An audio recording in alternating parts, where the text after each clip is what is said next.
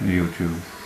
Well, Hellfire is asking me, his name is Hellfire LWD, he's saying, hey, since you explain this stuff so nicely, do you think you can also explain how a star complete with planets and all that can sneak up on our star without any of us on Earth seeing it? Also explain how a star can only be seen on the other side of the sun, even when we rotate around the sun, making sure we see every bit of the sky. Well, many people have fallen for this great story about the Anunnaki and how they described how Nibiru is coming in an opposite direction of how our solar system is moving.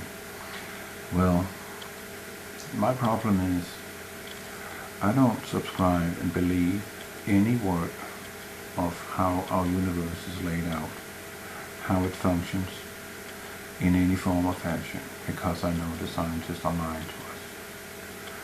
That's the only explanation I can give on that. But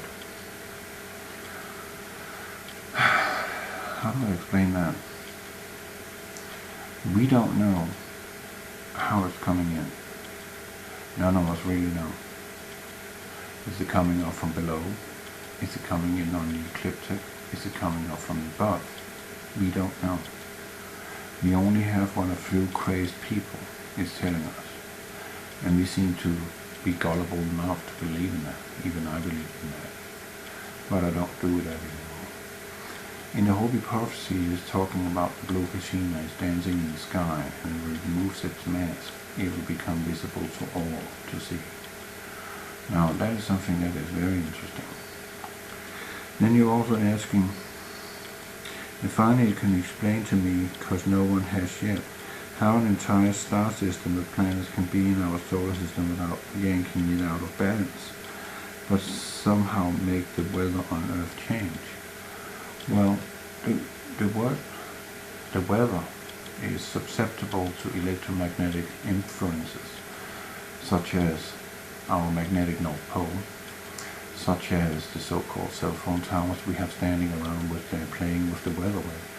So yeah, we also have an incoming, and that is disturbing Earth magnetosphere. It is disturbing the entire magnetic grid on planet Earth, and that is changing the weather patterns. And we have seen in the last decade an increase of weather we have not seen in a very, very long time. Pretty much, not in written history. We don't have any records of such insane weather. So that explains that. And while you're on the case, he says, you might want to explain UFOs, Bigfoot, Ghost, Bermuda Triangle, and of course all the gods.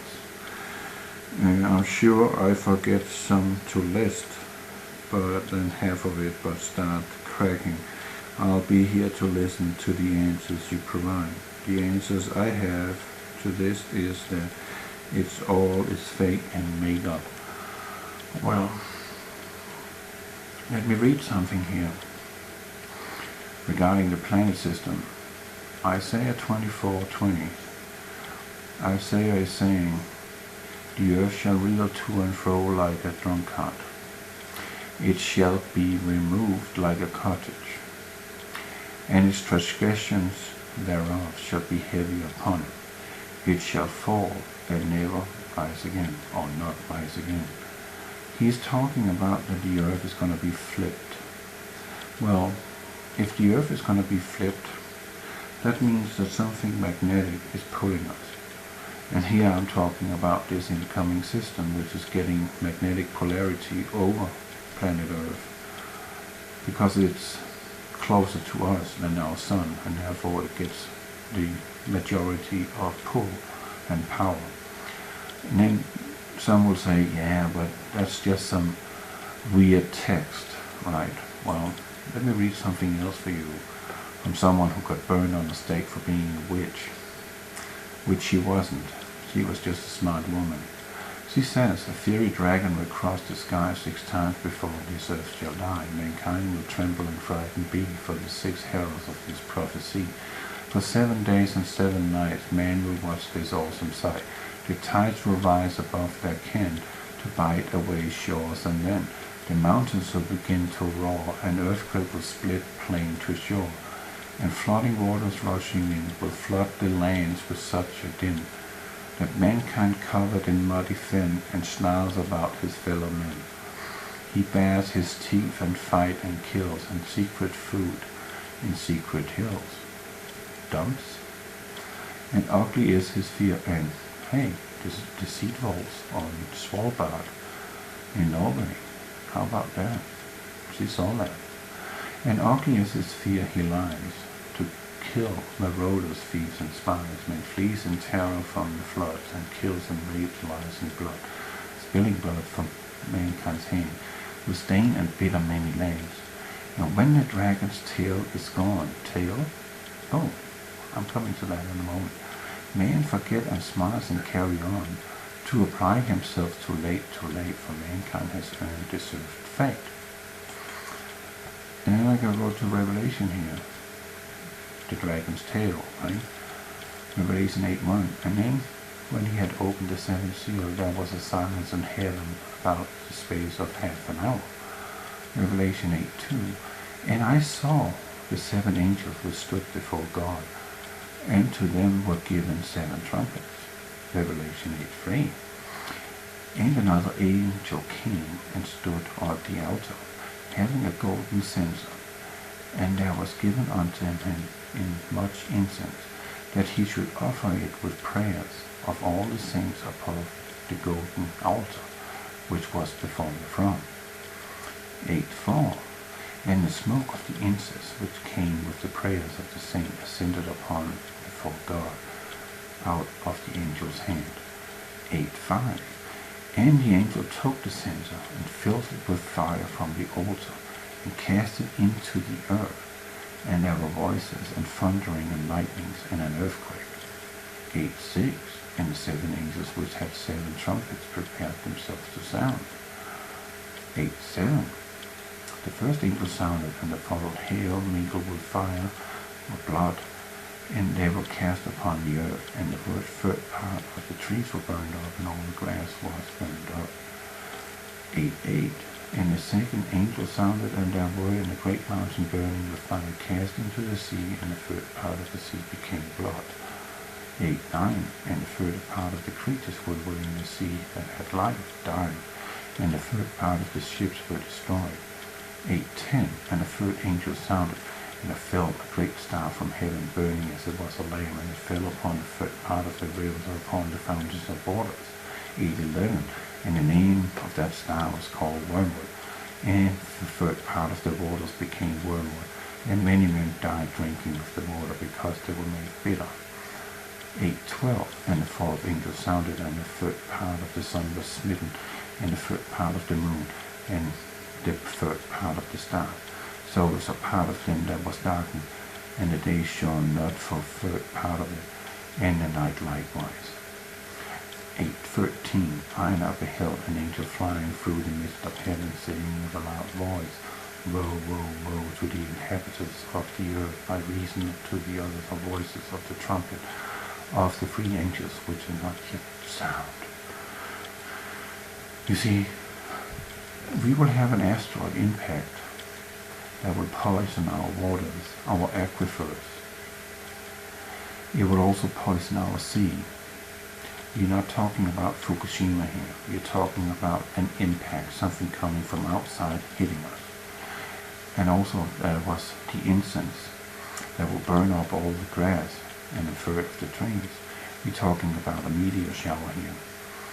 And here again, she says, and when the dragon's tail is gone, men forget and smiles and carry on, to apply himself too late, for mankind has earned deserved fate. So, she's talking about heavenly body. So St. Hildegard, she's also talking about, in the 12th century, about great comet. Before the great comet, there was great want and famines, and there was wars, and people opposed the Pope. And after the great comet, people were butchering each other and murdering each other until a heavy wind from the north rose and their throats were filled with dust, so they ceased their butchering. Well, that explains pretty much that we're talking about a cosmic event which is going to take place here on planet Earth. Something coming from outside, hitting us and causing severe damage. And that is kind of creepy, but we have been warned. If you're asking about Bigfoot, it is, in my belief, and no one can convince me otherwise, Bigfoot is an interdimensional being that has, to this date, not been found any skeletons, only footprints, no remains of any sort or fashion. It is an interdimensional being that shows up, whatever its task is, whatever it is doing, it is unknown to us, but we have still yet to find a true body of a Bigfoot. I believe fully that that is an interdimensional being that comes and goes, and when you chase it, it vanishes and you won't find a trace of it. UFOs, well, some UFOs are real UFOs, and most of the UFOs we see today, I believe, and I'm convinced, are back engineered United States military industrial complex UFO manufacturing.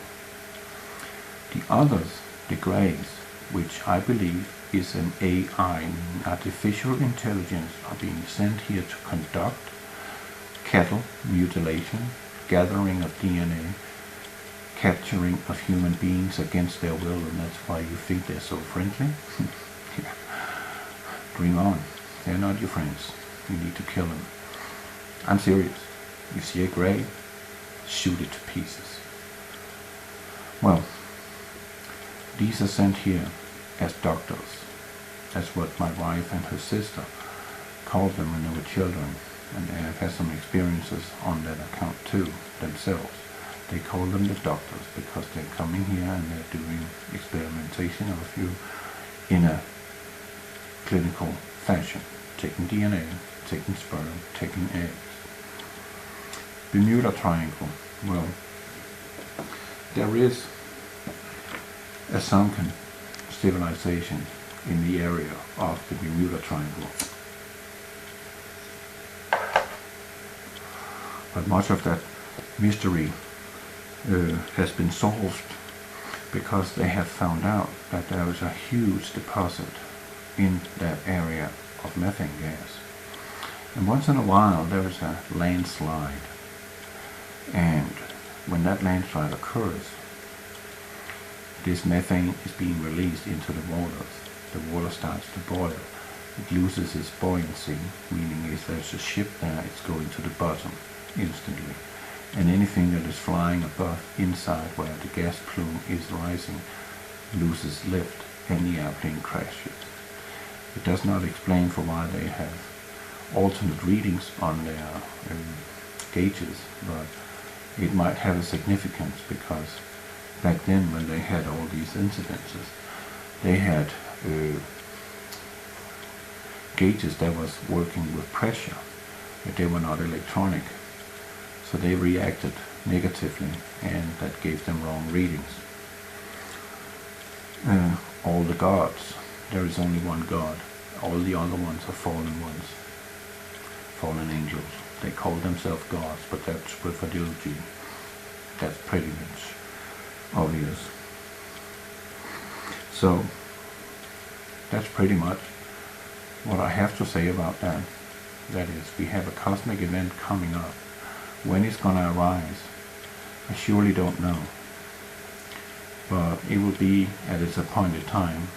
It's going to be exactly when our Lord decides that that is time to show that He is here, to show that He is ruling, and also to teach us a lesson, because over time we have become just like in the days of Noah, and be much worse now than they were back then. At this time, we in for a big, big experience. God bless you.